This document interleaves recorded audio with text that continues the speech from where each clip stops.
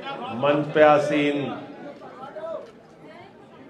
आज के कार्यक्रम के मुख्य अतिथि प्रख्यात समाजवादी चिंतक आदरणीय रघु ठाकुर जी, मंच पे आसीन वरिष्ठ पत्रकार और अपने ईमानदारी और जज्बे को आज तक कायम रखने वाले मनोज राजन त्रिपाठी जी,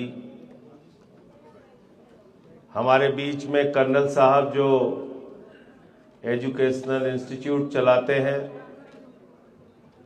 अनूप वाजपेयी जी वरिष्ठ पत्रकार, धर्मेंद्र श्रीवास्तव जी सीए, धनीराम जी जिनके बारे में बताया कि इन्होंने हजारों लावारिस लाशों का अंतिम संस्कार करने का सराहनीय कार्य किया, इनके लिए एक बार जोरदार तालियां बजा दीजिए।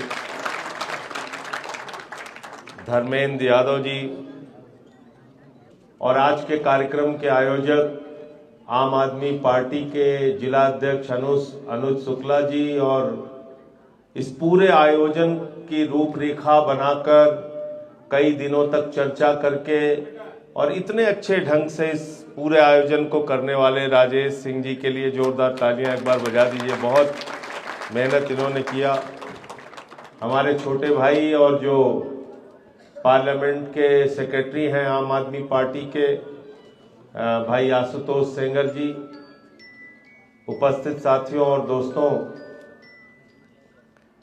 रघु ठाकुर जी के सामने बोलना मुझे हमेशा बहुत मुश्किल होता है, क्योंकि अगर आपके गुरु के सामने ही आपको भाषण देना हो तो मुश्किल हो जाती है अपनी बात कहने में।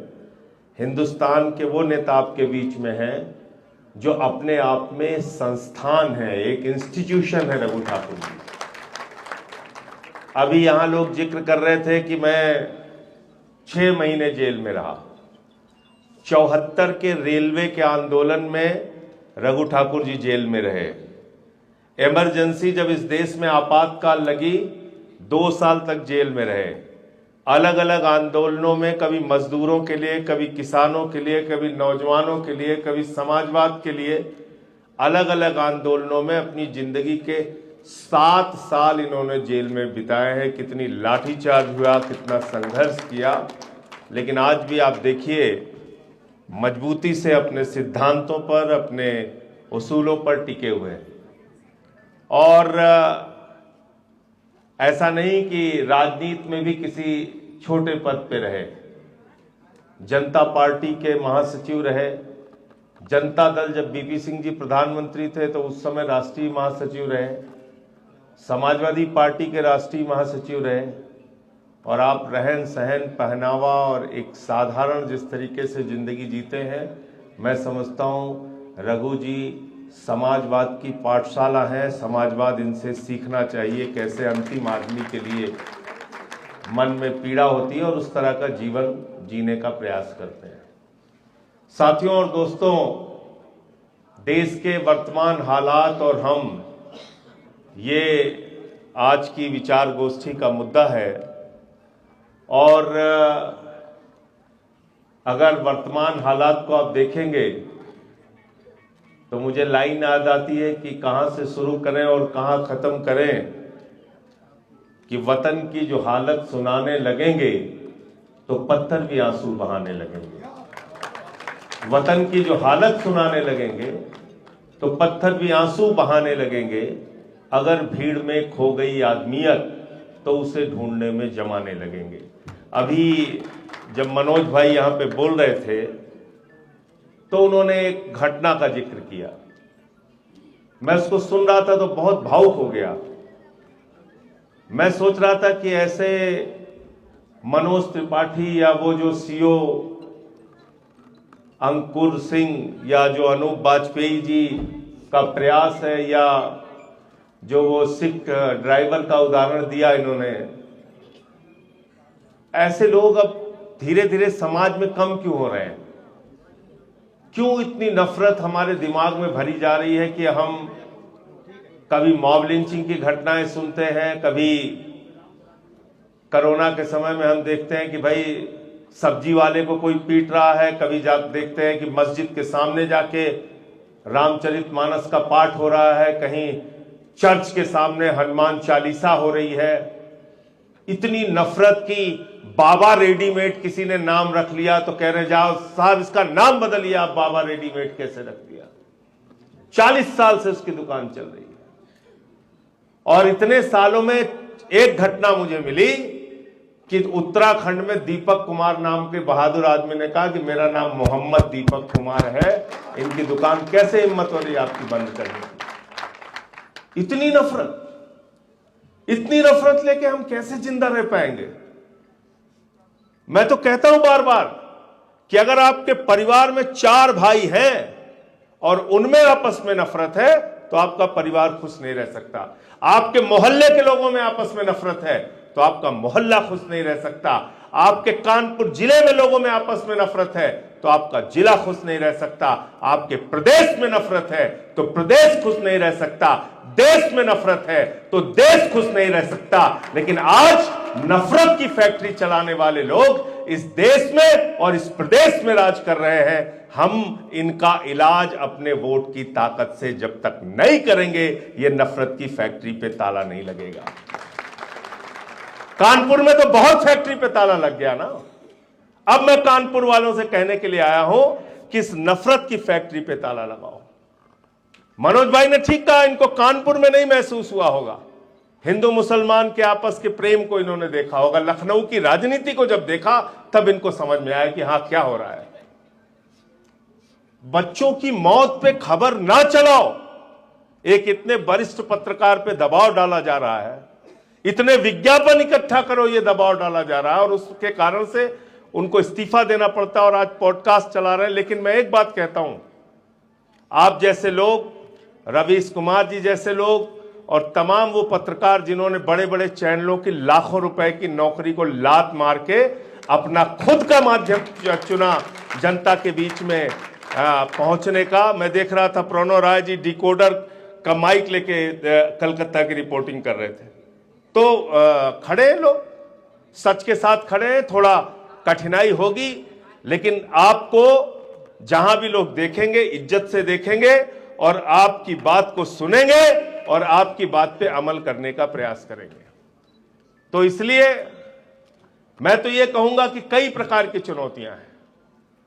4 स्तंभ हैं देश के, एक न्यायपालिका, एक कार्यपालिका, विधायिका, पत्रकारिता। किसकी तरफ आप निगाह उठा के देखेंगे? आज जज को कोई तकलीफ नहीं होती, वो खुलेआम कहते हैं हाँ मैं आरएसएस के कार्यक्रम में जाते हैं, हम जाते हैं आरएसएस के कार्यक्रम में। एक जज अगर आरएसएस के कार्यक्रम में जाएगा, जिस आरएसएस ने एक राजनीतिक दल को जन्म दिया, वो न्याय कैसे करेगा? कोई बोलने वाला है? आज पत्रकारिता की हालत यह है कि प्रधानमंत्री से इंटरव्यू में सवाल पूछा जाता है, आम कैसे खाते हैं, चूस के खाते हैं कि काट के खाते हैं, समोसा कैसे खाते हैं, चटनी कैसी लगती है। यह पत्रकारिता है? यह पत्रकारिता हो रही है? प्रधानमंत्री के पास मुद्दे क्या हैं? देश के लिए कोई मुद्दे नहीं है। उत्तर प्रदेश के चुनाव प्रचार में आए, कहने लगे हाँ भाइयों और बहनों बताइए, अगर गांव गांव में शमशान कब्रिस्तान है तो शमशान होना चाहिए कि नहीं होना चाहिए, होना चाहिए कि नहीं होना चाहिए, होना चाहिए कि नहीं। पब्लिक कह रही हाँ हाँ होना चाहिए। बताइए आप, देश का प्रधानमंत्री चुनाव प्रचार में यह नहीं कह रहा है कि स्कूल होना चाहिए कि नहीं, अस्पताल होना चाहिए कि नहीं, महंगाई कम होनी चाहिए कि नहीं, गांव गांव में सड़क होनी चाहिए कि नहीं, पीने का साफ पानी बुंदेलखंड में होना चाहिए कि नहीं होना चाहिए। 5-5 किलोमीटर से तुम लोगों को पानी भरना पड़ता है, इससे मैं तकलीफ में हूं, हमें पीड़ा है। इस बात की चर्चा प्रधानमंत्री नहीं करते। प्रधानमंत्री कहते हैं कब्रिस्तान है तो शमशान होना चाहिए कि नहीं होना चाहिए। आप बताइए हमारे प्रधानमंत्री की क्या प्राथमिकता है? अभी केरल में गए प्रचार में, वहां भी कोई बात नहीं कर रहे हैं, न शिक्षा पे, न स्वास्थ्य पे, न बिजली पे, न पानी पे। कह रहे हैं कश्मीर फाइल देखा, वो देखा, केरला फाइल देखा, हमने बहुत दिखाया लोगों को। लेकिन ये विपक्ष वाले कहते हैं कश्मीर फाइल ठीक नहीं है, केरला फाइल्स ठीक नहीं है, कश्मीर फाइल के नाम पे वोट दो, केरला फाइल के। क्या है ये पिक्चरें? क्या है? समाज में जहर फैलाने की पिक्चरें, समाज को बांटने की पिक्चरें, समाज में हिंदू मुसलमान के बीच में दीवार खड़ी करने वाली पिक्चरें। और इसको प्रमोट कौन कर रहा है? देश का प्रधानमंत्री प्रमोट कर रहा है। अपनी पूरी कैबिनेट के साथ कहता है चलो कश्मीर फाइल देखेंगे, केरला फाइल देखेंगे। अभी महबूब गाना गा तो रहे थे, जहां डाल डाल पे सोने की चिड़िया करती हैं बसेरा। मैं तो कह रहा हूं प्रधानमंत्री जी, एक बार अपने कैबिनेट वालों के साथ ये पिक्चर भी लगाइए, हम लोगों को भी बुलाइए, हम भी आएंगे देखने के लिए। बुलाइए। शहीद आजम भगत सिंह के जीवन पे बहुत सारी पिक्चरें बनी है, उसको आप कभी नहीं प्रमोट करते। पूरब पश्चिम बनी है, उपकार बनी है, उसको आप कभी प्रमोट नहीं। आप पिक्चर कौन सी प्रमोट कर रहे हैं? जिससे नफरत फैलाई जा रही है, नफरत फैलाई जा रही है। मैंने बदले में कहा प्रधानमंत्री जी को कि आपको फाइल्स देखने का बहुत शौक है, कश्मीर फाइल्स देखिए, केरला फाइल्स देखिए, एप्स्टीन फाइल्स भी देखिए। आप देखिए ना भाई, एप्स्टीन फाइल्स देखिए। आप सोचिए किस तरह का वातावरण देश का बनाया जा रहा है, किस तरह का वातावरण बनाया जा रहा है। एक मुख्यमंत्री, संवैधानिक पद पे बैठा हुआ आदमी, आसाम का मुख्यमंत्री कहता है मुसलमानों के यहां से सामान मत खरीदना, मुसलमानों के यहां से सामान मत खरीदना। तो मैंने कहा भैया, जितने भी अरब देश से तेल गैस आते हैं, अंधभक्त लोग फैसला लो कि इनके घर से आने वाला कोई भी गैस और तेल हम इस्तेमाल नहीं करेंगे। अपनी गाड़ी नहीं चलाएंगे, डीजल का इस्तेमाल नहीं करेंगे, पेट्रोल का इस्तेमाल नहीं करेंगे, गैस का इस्तेमाल नहीं करेंगे। फैसला लीजिए आप। कहां तक नफरत को लेकर जाएंगे आप? कितना नफरत फैलाएंगे आप? आप उत्तर प्रदेश में कहते हैं मीट की दुकान बंद होनी चाहिए, मछली की दुकान बंद होनी चाहिए, अंडा नहीं बिकना चाहिए, डंडे से मारेंगे अंडा बिकेगा तो। नवरात्र में यह होना चाहिए, नवरात्रि में यह होना चाहिए। आप बताइए, मंगलवार को अंडा नहीं बिकेगा। और क्या हुआ अभी बंगाल में? बंगाल में क्या हो रहा था? वो अनुराग ठाकुर जो कहता है गोली मारो गाली देके बोलता है, वो मछली खा रहा है मंगलवार के दिन। मनोज तिवारी मछली खा रहे हैं। और इनका एक मुख्यमंत्री आसाम का कहता है कि अरे भाई, घर के अंदर गाय मांस भी खाओ, हमें कोई दिक्कत नहीं है। और जाके वहां एक सभा में कह रहा है आसाम का मुख्यमंत्री, ममता दीदी हम तुमसे मछली खाने का, मांस खाने का कंपटीशन करना चाहता है। तुम जितना खाएगा उससे 1 किलो ज्यादा हम खाएंगे। बताइए, ये मुद्दे हैं चुनाव के? ये चुनाव के मुद्दे हैं हमारे देश के लोकतंत्र के। इस नाम पे वोट दे दो, मछली के नाम पे वोट दो। वहां बिहार का चुनाव हो रहा था तो मटन के नाम पे, मछली के नाम पे मुजरा जैसे शब्द का इस्तेमाल भारत का प्रधानमंत्री करता है। मुजरा जैसे कहते हैं। झारखंड के चुनाव में गए, कहने लगे हम तो कपड़ा देख के पहचान लेते हैं, कपड़ा देख के पहचान लेते हैं। हमने कहा भाई, हिंदुस्तान में मनोज भाई ये कपड़ा देख के पहचान लेते हैं, लेकिन जैसे दुबई में पहुंचते हैं शेख को एकदम पकड़ पकड़ के गले लगाते हैं। लगता है कुंभ के मेले में बिछड़ा हुआ भाई है। कतर की मस्जिद में जाएंगे, हिंदुस्तान की मस्जिद में नहीं जाएंगे। यहां टोपी नहीं पहनेंगे, वहां सब कुछ करेंगे हैं। कतर की मस्जिद में जाएंगे, यूएई की मस्जिद में जाएंगे, दुबई की मस्जिद में जाएंगे, वहां जाएंगे और उनको बुलाएंगे कि हिंदुस्तान में आइए, आप अपना इन्वेस्टमेंट कीजिए। और तब लिखेंगे गुजरात के इन्वेस्टर समिट में हमारा छोटा भाई मोहम्मद बिन सलमान आया है। प्रोटोकॉल तोड़ के उसको लेने के लिए जाएंगे। अब किस ओर लेके जा रहे हैं हम लोग देश को? ठीक कहा धनीराम भाई ने कि बात सिर्फ मुसलमान तक की नहीं है, वहां तक आपको छुट्टी नहीं मिलनी है। उसके आगे बात है, दलित और सवर्ण को भी लड़ाना है, पिछड़ों और सवर्णों को भी आपस में लड़ाना है, फिर मराठा गैर मराठा को लड़ाना है, फिर जाट गैर जाट को लड़ाना है, फिर हिंदू को ईसाई से लड़ाना है, हिंदू को सिख से लड़ाना है। बात यहां तक नहीं रुकेगी। याद रखिएगा, ये भारतीय जनता पार्टी नहीं, भारतीय झगड़ा पार्टी की सरकार चल रही। झगड़ा पार्टी, पूरे देश में झगड़ा कराना इनका लक्ष्य है। आप राष्ट्रपिता महात्मा गांधी के देश, आप महात्मा गौतम बुद्ध के देश, आप संत कबीर के देश, आप बाबा गुरु नानक देव के देश, आप हजरत निजामुद्दीन औलिया के देश, आप पूरी दुनिया को शांति का, प्रेम का, अहिंसा का संदेश देते हैं, और आप पूरे इस ईरान और इजराइल के युद्ध के दौरान आपकी कोई भूमिका नहीं। आप विश्वगुरु बन रहे हैं, आपके किसी पड़ोसी देश से पटती नहीं, आप विश्वगुरु हैं। ऐसा विश्वगुरु जिसका कोई चेला ही नहीं है, ऐसा विश्वगुरु। आपके संबंध पाकिस्तान से खराब, आपके संबंध बांग्लादेश से खराब, आपके संबंध नेपाल से खराब, आपके संबंध मालदीव से खराब। आपके संबंध ठीक किससे है? बांग्लादेशी घुसपैठियों का आप जबरदस्ती मुद्दा बनाए रहते, पूरे देश में एसआईआर चला रहे, बांग्लादेशी बांग्लादेशी बांग्लादेशी। कितने बांग्लादेशी मिले बिहार के अंदर? कितने बांग्लादेशी मिले? इतने वोट काट दिया आपने, पूरे बिहार का चुनाव चौपट कर दिया। एसआईआर के नाम पे कुल 72 विदेशी नागरिक मिले, 72, सिर्फ 72, और जिसमें 6 बांग्लादेशी मिले, बाकी नेपाल के नागरिक मिले। बताओ आप, चल रहा है बांग्लादेशी। आपकी 12 साल से सरकार है हिंदुस्तान में, ट्रंप की सरकार नहीं है, ओबामा की सरकार नहीं है, बाइडेन की सरकार नहीं है, हिंदुस्तान में महामानव की सरकार है। 12 साल में कितने आपने घुसपैठिया हिंदुस्तान से भगाए बांग्लादेशी? बताइए ना हमको, हम तैयार हैं जानने के लिए। आप नहीं बताएंगे। नकली मुद्दों में आपको उलझा के रखा गया है।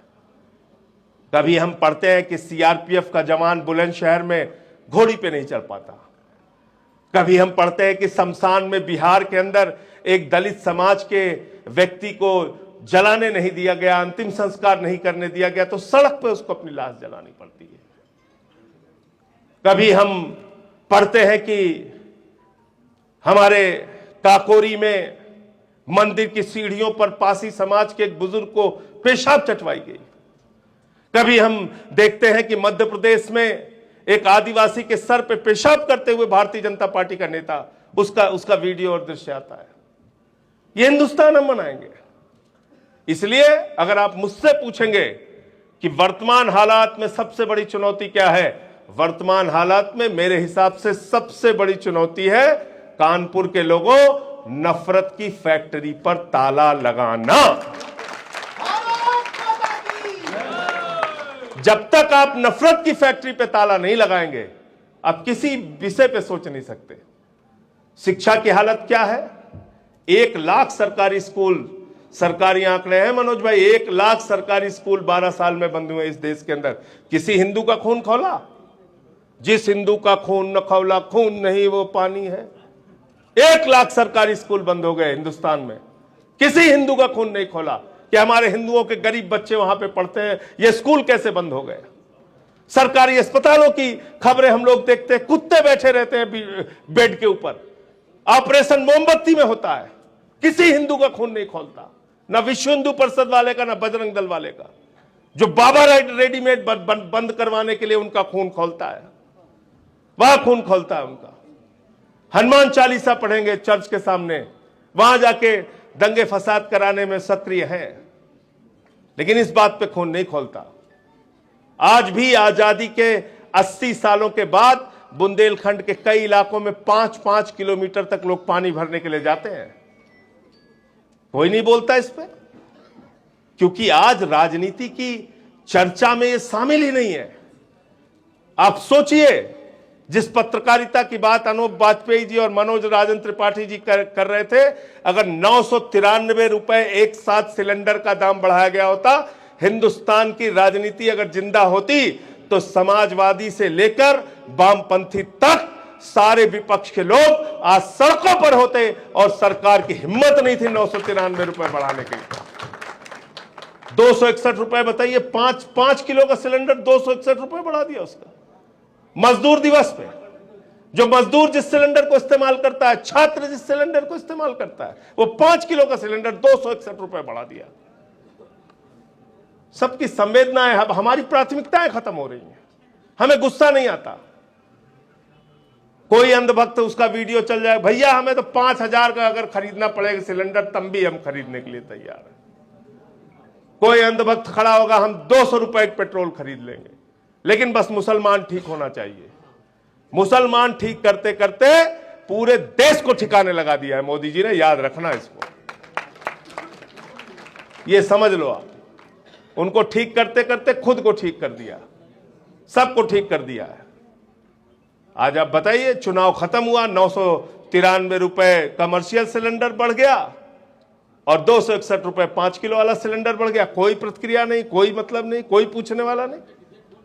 वहां झालमुड़ी खा रहे थे, झालमुड़ी खा रहे हैं, झालमुड़ी खा रहे हैं, देश का झालमुड़ी बना दिया इन्होंने। तो इसलिए मैं आप सबसे, मुझे लगता है मैं ज्यादा लंबा बोल गया, माफ कीजिएगा, लेकिन मैं सिर्फ इतना ही कहने चाहता हूं कि ना हम सफर न किसी हम नसी से निकलेगा, हमारे पांव का कांटा हम ही से निकलेगा। पट्टा लेके नहीं आए हैं हम लोग कि हम 100 साल तक जिंदा रहेंगे, पट्टा लेके नहीं आए। लेकिन एक बात तय है कि जितने दिन जिंदा रहेंगे, बहादुरी के साथ जिंदा रहेंगे, हिम्मत के साथ जिंदा रहेंगे और आपस में प्रेम भाव से जिंदा रहेंगे। प्रेम करना कौन सी बुरी बात है? हिंदू मुसलमान आपस में प्रेम से रहें, यह कौन सी बुरी बात है? हमारे पीढ़ियों के रिश्ते हैं, आज भी मैं उसको निभाता हूं, आज भी निभाता हूं। सुल्तानपुर से लेकर दिल्ली तक है रिश्ते पीढ़ियों के, उसको निभाता हूं। हमारे ससुराल के अशफाक भाई यहां बैठे हुए है कि नहीं? हमारे साले साहब कहां हैं? ये देखिए बैठे हुए हैं। तो मैं ये कह रहा हूं कि एक मिली जुली हम लोगों का पारिवारिक माहौल है, उसको बिगाड़ने का काम ये पार्टी कर रही है। इससे ना देश खुश रहेगा, ना परिवार खुश रहेगा, ना नफरत तो वैसे ही सबसे बड़ी बीमारी है। तो इस बीमारी को खत्म करना है, इस बीमारी से मिल के लड़ना है और तभी इस देश की जो पहचान है, विविधता में एकता, भारत की विशेषता, वो विशेषता तभी कायम रह पाएगी। आज गोडसे के नारे आप चाहे जितने लगा लो, लेकिन जो गांधी ग्राम प्रधान भी नहीं रहे, 80 देशों में उनकी प्रतिमा लगी, 80 देशों में। लोहिया की शख्सियत को चाहे जितना नकारते रहो, लेकिन वही लोहिया हैं जिन्होंने नारा दिया था, सवर्ण समाज से आते थे, उन्होंने नारा दिया था, सोशलिस्टों ने बांधी गांठ, पिछड़े पांव 100 में 60, समाज के भेदभाव को मिटाने की लड़ाई लड़ने का काम किया। आप अंबेडकर की कितनी आलोचना करते रहिए, लेकिन अंबेडकर के विचारों को आप नहीं मिटा पाएंगे। और जरा ध्यान से कभी सोचिएगा, मौका लगे तो, किस मुसलमान ने कहा कि गले में हाड़ी बांध के घूमना है? किस मुसलमान ने कहा दलितों पिछड़ों के आरक्षण का हम विरोध करते हैं? किस मुसलमान ने कहा हम किसी वाल्मीकि समाज के व्यक्ति को अपने बगल में बिठा के खाना नहीं खिला सकते? याद रखिएगा, ये वही लोग हैं जो हिंदू हिंदू हिंदू राष्ट्र की बात करते हैं, यही लोग हैं जो आपको बांटना चाहते हैं। इनसे सावधान रहना। बरेली का जो ममीरे का सुरमा मिलता है, उसमें लिखा रहता है नक्कालों से एक बाबा छोड़ दिए, कह रहे हिंदू राष्ट्र बनाएगा। सोचिए कितनी खतरनाक बात है। कल को फिर सिख समाज के लोग कहेंगे हमें खालिस्तान चाहिए, तमिल वाला कहेगा हमें तमिल राष्ट्र दो, नागालैंड वाला कहेगा हमें नागा राष्ट्र चाहिए, और कश्मीर वाला कहेगा कि हमको कश्मीर अलग राष्ट्र चाहिए। ये तो देश को बांटने की कार्रवाई है। जब भारत के संविधान में लिखा है भारत एक धर्मनिरपेक्ष राष्ट्र है, तो भारत एक धर्मनिरपेक्ष राष्ट्र है। उसी संविधान पे प्रधानमंत्री मोदी ने शपथ लिया। अगर नहीं मानते हो तो इस्तीफा देके हट जाओ। भारत एक धर्मनिरपेक्ष राष्ट्र है, अब वरना तो सब ऐसे ऐसे कोई कहेगा हमको कानेपुर का राष्ट्र बना दो, हम यहाँ का राष्ट्रपति बन जाएंगे, मनोज भाई यहाँ के राष्ट्रपति बन जाएंगे, धनीराम भाई यहाँ के प्रधानमंत्री बन जाएंगे, हम सुल्तानपुर के राष्ट्रपति बन जाएंगे। इसमें क्या दिक्कत है? ऐसे मतलब कुछ भी कोई चलाया जा रहा है, बके जा रहा है, कुछ भी कोई बके जा रहा है।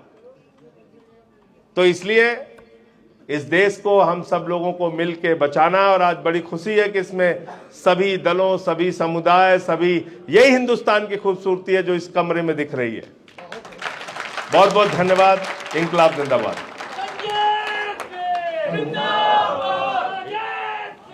Basically 2 minute